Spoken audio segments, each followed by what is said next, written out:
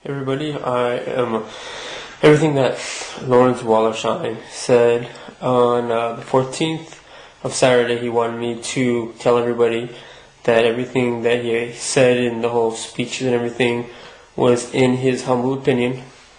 IMHO, that's what that means, in my humble opinion. So I'm putting this down for Lawrence's protection from the cult of Scientology, because you never know what they're going to try to do.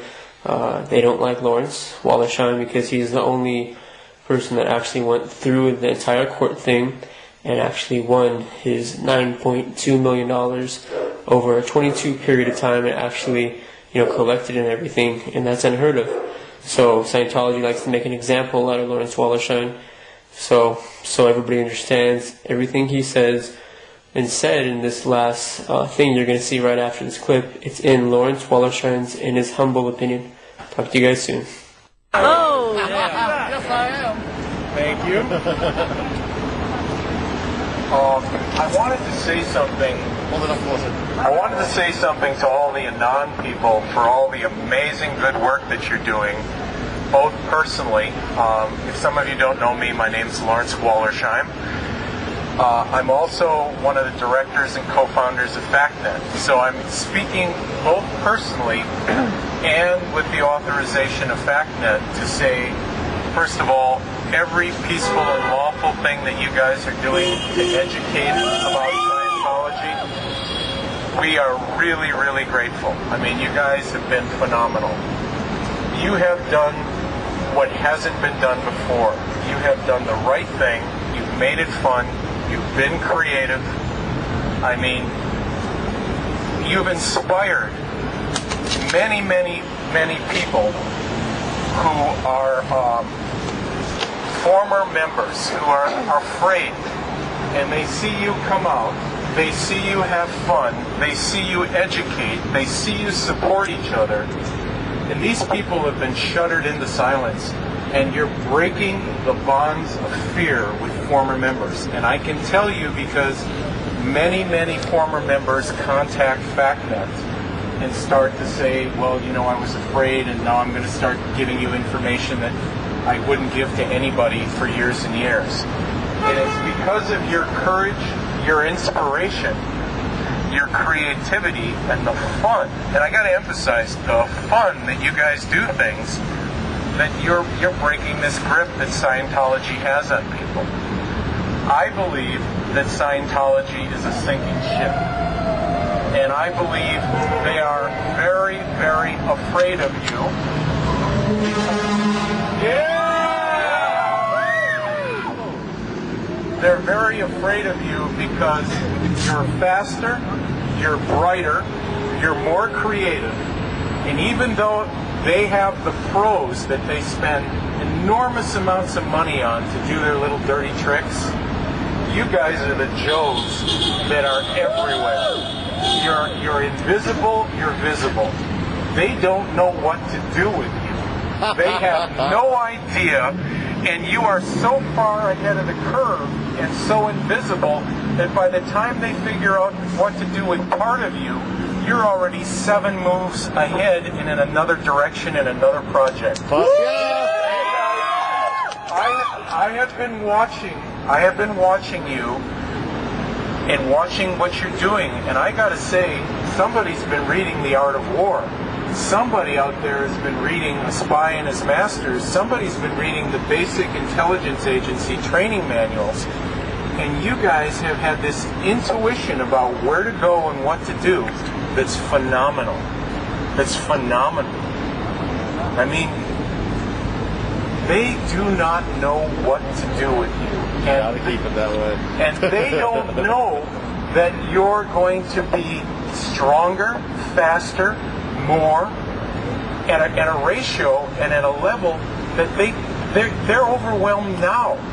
Imagine 6 to 12 months from now.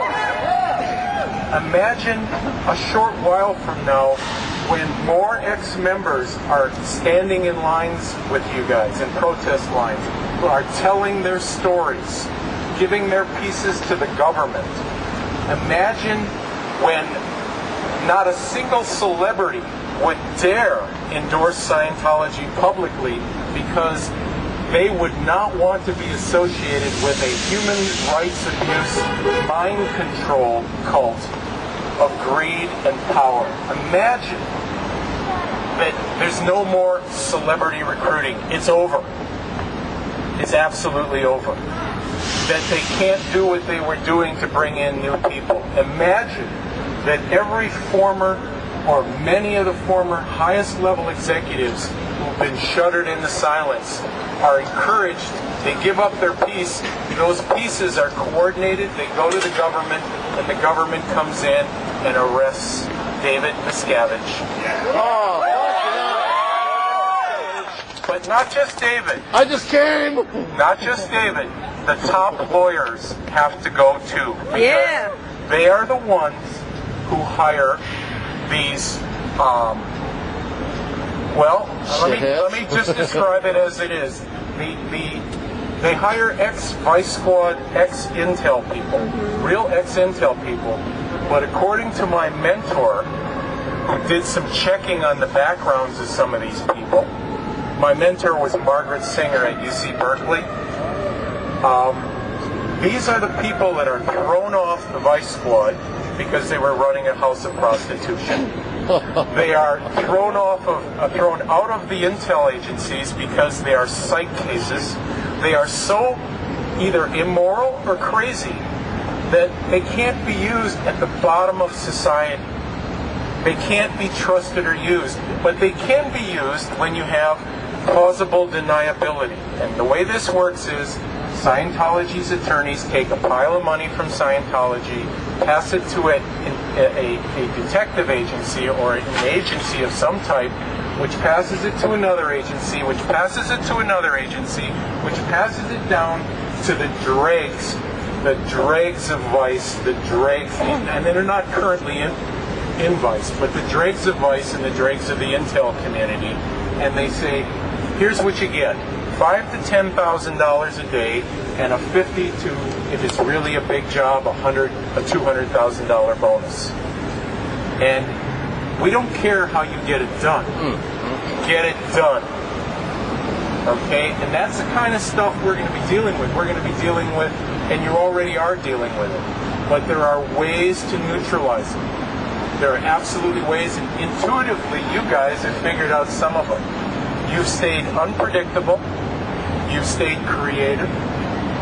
You've used their own efforts against them, the great Aikido principle. Oh, yeah. Take whatever they throw at you and just use the attack right against them. You've done such an amazing job that it doesn't matter that they hire the best that's out there. It doesn't matter that they're connected to intelligence agencies and you're facing pros, because you're the next pros, but not in what they do. You guys are the Joes that are going to bring this monster to reformation. This monster is going to pay restitution for all that it's done, and it's going to reform. And it's better to reform this monster than to try to destroy it, and I'll tell you why. The history of cults is this. If you take and destroy a big cult, it turns into 50 little ones that are meaner, nastier, and harder to control. All the people that are waiting for David Miscavige's post are going to be out there doing the same thing, and you're going to have to divide your group into 50 little protest groups. We're better off taking the claws and the teeth out of this monster, turning it into a pussycat, into a real religion, putting it in receivership. In other words, getting a group of bona fide real spiritual or ministerial or recognized religious leaders to come in and take out the abusive, intimidating, fear, mind control techniques. We're better off doing that, reforming it and making it pay restitution, than anything else. And guess what? We don't have to have malice while we do it. We can do it without personality and ego. We can just be creative and we can do justice. And it's not just that monster. That monster is nothing compared to what it really does and what it really is. It doesn't just act like an intelligence agency. It is an intelligence agency.